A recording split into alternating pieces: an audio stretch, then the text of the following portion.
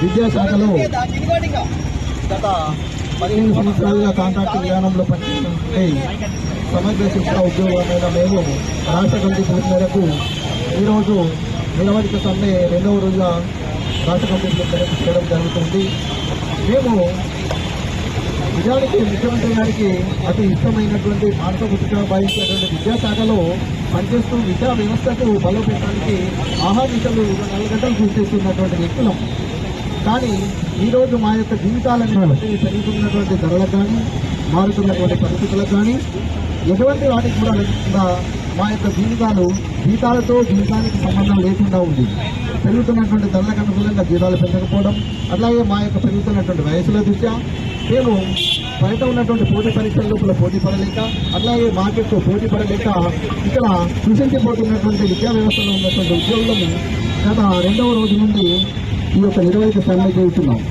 దానికంటే ముందు మేము ఒక స్టెప్ బై స్టెప్గా ఒక మండల స్థాయి నుండి జిల్లా స్థాయి నుండి ఒక ఎమ్మెల్యే గారి నుండి ఎమ్మెల్సీ స్థాయి నుండి అట్లాగే మంత్రి గారి ద్వారా కానీ డిప్యూటీ సీఎం గారికి అట్లాగే చివరికి సీఎం గారికి కూడా అనేక సార్లు వినతి పత్రాలు సమర్పించినప్పటికీ కూడా ఎటువంటి మామూలు పిలవడం కానీ మాట్లాడడం కానీ మా యొక్క అభివృద్ధి కానీ ఎటువంటి చర్యలు తీసుకోకపోవడం వల్లనే ఈరోజు ఈ విధంగా నిరసన తెలియజేయడం జరుగుతుంది. కాబట్టి ఇప్పటికైనా గౌరవ ముఖ్యమంత్రి గారి చొరవ తీసుకుని ఎస్ఎస్ఏ ఉద్యోగాలు తీసుకు మా యొక్క ఈ వ్యవస్థను మొత్తాన్ని విద్యా వ్యవస్థ లోపల విలీనం చేసి రెగ్యులరైజ్ చేయాలని, అట్లాగే ఈ రెగ్యులరైజ్ చేస్తామనేటువంటి విషయం కూడా గౌరవ ముఖ్యమంత్రి గారు ఇప్పుడు పీజీసీ హోదాలో ఉన్నప్పుడు గత సంవత్సరం మేము 29 రోజులు ఇదే నిరవధిక చేపట్టినప్పుడు హన్మకొండ లోపల మా దీక్షా శిబిరాన్ని విచ్చేసి అక్కడే ఉండి ఒక గంట సమయం లోపల ఈ యొక్క సమస్యను అనేటువంటి దాన్ని క్లియర్ చేసి మిమ్మల్ని అందరినీ కూడా రెగ్యులరైజ్ చేస్తాం, అట్లాగే విద్యాశాఖలో విలీనం చేస్తాం అనేటువంటి హామీని ఇవ్వడం జరిగింది. కానీ ఆ హామీని ఇచ్చి అట్లాగే వారు పీజీ అధికార హోదా నుండి ఈరోజు ముఖ్యమంత్రి హోదాలో ఉన్నారు. ఆ ముఖ్యమంత్రి హోదా చేపట్టి 100 రోజులు గడువు ఈరోజు 1 year గడిచిపోయింది. అయినప్పటికీ కూడా ఎస్ఎస్ఏ ఉద్యోగుల ప్రస్తావన కానీ రెగ్యులరైజేషన్ కానీ కనీసం మా యొక్క శ్రమను గుర్తించినటువంటి దాఖలాలు లేకపోవడం వల్ల ఈరోజు రోడ్లపైకి వచ్చి 22,000 కుటుంబాలను కూడా రోడ్లపైన ఈరోజు నిరవధిక సమ్మె చేపట్టడం జరుగుతుంది.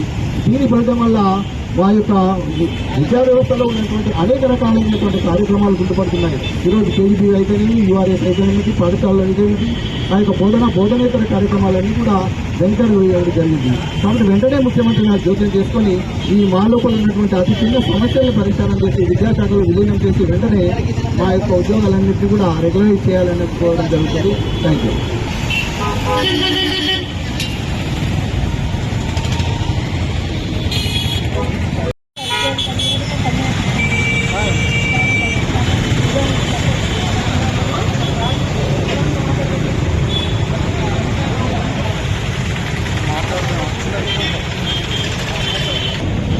పాఠశాల స్థాయి నుంచి జిల్లా స్థాయి వరకు విద్యాశాఖలో పనిచేస్తున్నటువంటి వివిధ విభాగాల్లో పనిచేస్తున్నటువంటి సమగ్ర శిక్ష ఉద్యోగులందరికీ మా యొక్క శ్రమను గుర్తించి మాకు తగిన ఫలితం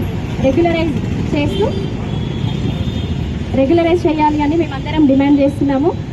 ఖచ్చితంగా అంటే మా యొక్క పనిని కేజీబీవీస్ కావచ్చు, యూఆర్ఎస్ కావచ్చు, సిఆర్పీస్ కావచ్చు, ఐఆర్పీస్ కావచ్చు, అందరూ కూడా వారి స్థాయిలలో వాళ్ళ విధులు నిర్వర్తిస్తున్నాము. సో మా యొక్క శ్రమను గుర్తించండి అని మేము అడుగుతున్నాము. ఖచ్చితంగా ప్రభుత్వం వెంటనే గుర్తించి మాకు ఖచ్చితంగా రెగ్యులరైజ్ చేస్తారని ఆశిస్తున్నాము. ఎందుకంటే సీఎం రేవంత్ రెడ్డి సార్ గారు విపక్షంలో ఉన్నప్పుడు ఆయన మాకు హామీ ఇచ్చారు. సమగ్ర శిక్ష ఉద్యోగులందరూ కూడా సమ్మె చేస్తున్నప్పుడు ఆయన ప్రతిపక్షంలో ఉండి మాకు హామీ ఇచ్చారు. ఆ హామీని నిలబెట్టుకోండి, ఎందుకంటే ప్రభుత్వం వచ్చి ఏడాది పాలన గడిచింది. విజయోత్సవాలు కూడా జరుపుకుంటున్నాము. సో ఆ విజయోత్సవాలలో భాగంగానే మాకు కూడా విజయం కలిగించండి